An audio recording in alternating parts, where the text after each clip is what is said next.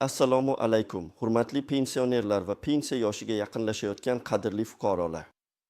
Bugun siz barchamizni tashvishga solayotgan, ammo ochib gapirishga botini olmaydigan dolzarb mavzu O'zbekiston pensiya jamg'armasidagi ulkan defitsit va bizni kutayotgan shafqatsiz islohotlar oldidagi qo'rquv haqidagi achchiq haqiqatni bilib olasiz. Bu video sizga pensiya tizimining bugungi holati, kelajakda nimalar bo'lishi mumkinligi va eng muhimi, bu vaziyatda siz o'zingizni qanday himoya qilishingiz kerakligi haqida to'liq ma'lumot beradi. Tayyor bo'ling, chunki siz hozir eshitadigan narsalar ko'pchilikning fikrini o'zgartirishi, ba'zilarni esa chuqur tashvishga solishi mumkin. Hukumat doimo yashirishga urinadigan, iqtisodchilar va xalqaro ekspertlar esa allaqachon baralla aytishga boshlagan bu sirni ochish vaqti keldi. Pensiya jamg'armasi ulkan iqtisodiy teshikka duch kelgan va bu teshik har kuni tobora kattalashmoqda. Bu shunchaki quruq raqamlar emas. Bu har biringizning kundalik hayotingizga, keksalikdagi osoyishtaligingizga va ertangi kuningizga to'g'ridan-to'g'ri ta'sir qiladigan jiddiy muammo. Sizning tinchligingiz, uyqungiz, hatto noningiz ustidagi o'zgarishlar haqida gapiryapmiz. Bu mavzu shundayki, u oddiy odamlarning asabiga bevosita ta'sir qiladi, chunki bu sizning butun umr qilgan mehnatingizga bog'liqdir. Aytaylik, siz 30, 40, balki 50 yildan ortiq vaqt davomida halol mehnat qildingiz. Zavodda, dalada, o'qituvchi bo'lib maktabda, shifokor bo'lib shifoxonada, muhandis bo'lib loyiha institutida, hattoki farrosh bo'lib ham siz jamiyat uchun o'z hissangizni qo'shdingiz. Har oy oyligingizdan, har bir daromadingizdan davlatga soliqlar to'ladingiz, pensiya fondiga majburiy ajratmalar qildingiz. Siz buni farzandlaringizni katta qilish, oilangizni boqish bilan birga, keksaligingizda davlat sizga gamxo'rlik qilishiga ishonganingiz uchun qildingiz. Siz umringizning eng sermahsul yillarini vatan ravnaqi uchun sarfladingiz. Endi esa bu mehnatingizning mevasi, ya'ni pensiyangiz kafolat ostidami? Shu paytda qandaydir mutasaddilarning yuzaki hisobotlari va qog'ozlardagi raqamlari sizning qadringizni belgilashga urinishi adolatdanmi? Bu adolatdan emas. Siz qandaydir statistik raqamlar emas, balki qadrli insonlarsiz, butun bir avlodning tirgaklarisiz. Sizning mehnatingiz va sadoqatingiz bebahodir. O'zbekistonning bugungi kuni uchun sizning har bir tushgan tilingiz, har bir ter tomchingiz o'z hissasini qo'shgan. Menga aytingchi, siz qancha yil mehnat stajiga egasiz? Yoki balki siz yoshlik chog'ingizda qaysi sohada ishlaganingizni eslaysizmi? Qaysi sohaga umringizni bag'ishlagansiz? Sizning birinchi pensiyangiz qancha bo'lgan edi va hozir qancha? Bu haqdagi fikrlaringizni, hayotiy tajribalaringizni izohlarda kutib qolaman. Har bir izoh biz uchun qadrli, chunki bu sizning ovozingiz, sizning haqqingizdir. Biz bu platformani aynan sizning ovozingizni eshitish va himoya qilish uchun yaratganmiz. Shuning uchun kanalimizga obuna bo'lishni unutmang, chunki biz sizning huquqlaringizni himoya qilishda davom etamiz va pensiya qonunchiligidagi har bir o'zgarishdan sizni o'z vaqtida xabardor qilib boramiz, toki sizni hech qanday kutilmagan yangiliklar to'satdan ortiqcha tashvishga solmasin. Keling, avvaliga biroz tarixga nazar solaylik. Avvallari pensiya jamg'armasi ancha barqaror edi, hatto ba'zan ortiqcha mablag'lar ham bo'lardi. Sovet davridagi tizim, uning ayrim kamchiliklariga qaramay, pensionerlarga ma'lum bir kafolatlarni berardi. Pensiyalar juda yuqori bo'lmasa-da, baribir odamlarning ro'zg'orini tebratishga yetardi. Oziq-ovqat va kommunal to'lovlar hozirgidek qimmat emas edi. Mustaqillikning dastlabki yillarida ham davlat pensiya jamg'armasini mustaqil va barqaror tizim sifatida saqlab qolishga harakat qildi. Ishlovchilar soni pensionerlar sonidan ko'proq bo'lgani uchun jamg'arma o'z-o'zini moliyalashtirish imkoniyatiga ega edi. Odamlar ertangi kunga ishonch bilan yashardi, chunki ular o'z mehnati evaziga munosib keksalik ta'minlanishiga ishonardi. Har qanday holatda ham odamlar nafaqat o'ziga, balki oilasiga, farzandlariga va hattoki nabiralariga ham qo'l cho'zish imkoniyatiga ega edilar. Ko'pchilik o'zining butun umr to'plagan staji va daromadiga qarab, yaxshi pensiya olishini kutardi. Bu oddiy ijtimoiy shartnoma edi. Siz ishlaysiz, soliq to'laysiz, evaziga davlat sizga keksalikda gamxo'rlik qiladi. Bugungi kun esa boshqacha. Rasmiy statistika shuni ko'rsatmoqdaki, pensiya jamg'armasining xarajatlari uning soliq tushumlaridan bir necha barobar tez o'sib bormoqda. Tasavvur qiling, har oy, har yil jamg'arma xarajatlari daromadlardan ancha oshib ketadi. Bu nimani anglatadi? Bu shuni anglatadiki, har yili davlat umumiy davlat budjetidan 3 trillion so'mga yaqin mablag'ni pensiya jamg'armasidagi bu ulkan moliyaviy boshliqni yopish uchun yo'naltirishga majbur bo'lmoqda. Bu shunchaki bir raqam emas. Bu sizning, mening soliqlarimizdan, mamlakatning boshqa ehtiyojlari, masalan, ta'lim, sog'liqni saqlash, infratuzilma kabi sohalarga ajratilishi mumkin bo'lgan pullardan olinayotgan katta mablag'dir. Bu vaziyat nafaqat iqtisodchilarni, balki har bir vijdonli fuqaroni tashvishga solishi kerak. Nima uchun bu holat bizni shunchalik qo'rqitadi? Mahalliy iqtisodchilar va xalqaro ekspertlar ochiq-oydin aytishmoqda. Agar qattiq va, afsuski, ommabop bo'lmagan islohotlar qilinmasa, pensiya tizimi uzoq vaqtga chidamasligi mumkin. Bu esa pensionerlar va pensiya yoshiga yaqinlashayotgan insonlarni doimiy xavotirda yashashga majbur qilmoqda. Ular imtiyozlarning bekor qilinishi, ustama haqlarning qisqarishi yoki pensiya hisoblash formulalarining ular foydasiga emas, balki zarariga qayta ko'rib chiqilishidan qo'rqmoqdalar. Bu qo'rquv bejiz emas, chunki bu holatda eng avvalo zaif qatlamlar jabr ko'radi. Bu qo'rquv keksalikdagi insonning eng asosiy huquqi bo'lmish munosib keksalik kafolatiga putur yetkazadi.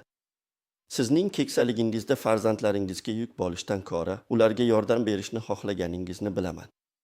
Ammo bu vaziyat sizni majburiy ravishda ortga tortishi mumkin. Xo'sh, kimlar xavf ostida? Eng avvalo minimal pensiya oluvchilar, ya'ni pensiya miqdori mamlakat bo'yicha belgilangan eng kam pensiya miqdoridan oshmaydiganlar. Uzoq yillar xususiy sektorda norasmiy ishlaganlar, staji yetarli bo'lmaganlar yoki umuman staji bo'lmaganlar ham katta xavf ostida. Ularning pensiya hisob-kitoblari eng birinchi bo'lib qisqarishi mumkin. Shuningdek, nafaqat hozirgi pensionerlar, balki pensiya yoshiga yaqinlashayotgan insonlar ham xavotirda.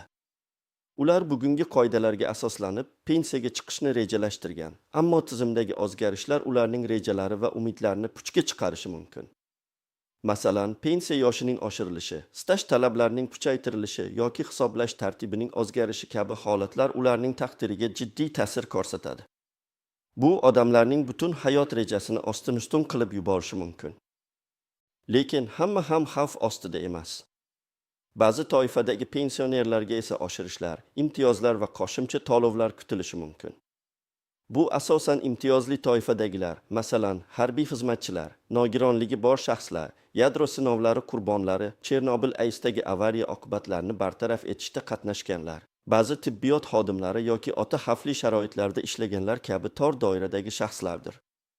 Shuningdek, pensiya miqdori o'rtacha darajadan yuqori bo'lgan, ammo davlatga katta xizmat ko'rsatgan shaxslar uchun ham alohida e'tibor berilishi mumkin.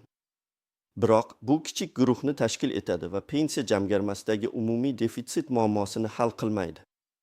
Bu esa oddiy xalqni yanada chuqurroq o'ylashga majbur qiladi. Davlat hammaga teng qaraydimi yoki faqat tanlanganlarga? Bizning davlatimizda haqiqiy adolat bormi? Sizningcha davlat pensiya tizimini qanday isloh qilish kerak? Bu borada qanday takliflaringiz bor? Yoki siz shunchaki hozirgi ahvolingizdan norozi ekanligingizni, adolatsizlikni his qilayotganingizni izohlarda bildirishingiz mumkin. Bu muammoni hal qilishning eng yaxshi yo'li nima deb o'ylaysiz? Pensiya jamg'armasining mablag'larini to'ldirish uchun yana qanday manbalarni topish mumkin? Balki sizning qandaydir bir go'yangiz shu kungacha hech kimning xayoliga kelmagandir. Izohlarda o'z fikrlaringizni yozib qoldiring. Har bir fikr juda muhim. Xo'sh, bu vaziyatda biz oddiy fuqarolar nima qilishimiz kerak? Hukumat qandaydir qarorlar qabul qilib, islohotlarni boshlashini kutib o'tirish kerakmi yoki o'zimizni himoya qilish uchun hozirdanoq choralar ko'rishimiz lozimmi?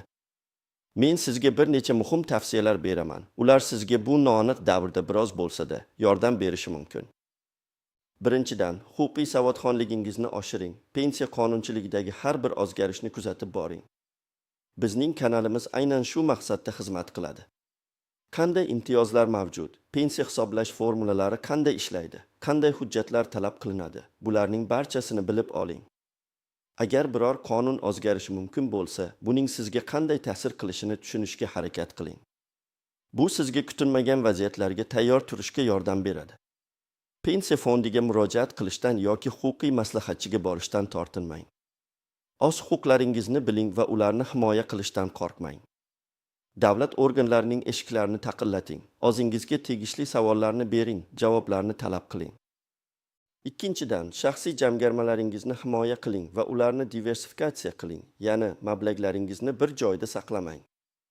Bugungi kunda davlat pensiya tizimiga to'liq ishonib bo'lmasligi ayon bo'lib qolgan ekan. Siz shaxsiy moliyaviy barqarorligingiz haqida o'zingiz qayg'urishingiz kerak. Agar imkoniyatingiz bo'lsa, bank depozitlariga, oltin va kumushga, hatto valyutaga investitsiya qilish haqida o'ylab ko'ring. Kamida o'zingizning 3 oylik xarajatlaringizni qoplashga yetadigan xavfsizlik yostigini yarating. Bu har qanday kutilmagan holatda sizga yordam beradi. Pensiya ta'minotingizdan tashqari boshqa daromad manbalarini yaratish har doim foydali. Bu sizga moliyaviy mustaqillikni va tinchlikni beradi. Uchinchidan, agar imkoni bo'lsa, qo'shimcha daromad manbalarini qidiring. Hatto kichik miqdorda bo'lsa ham, bu sizning pensiyangizga qo'shimcha bo'ladi va moliyaviy bosimni yengillashtiradi.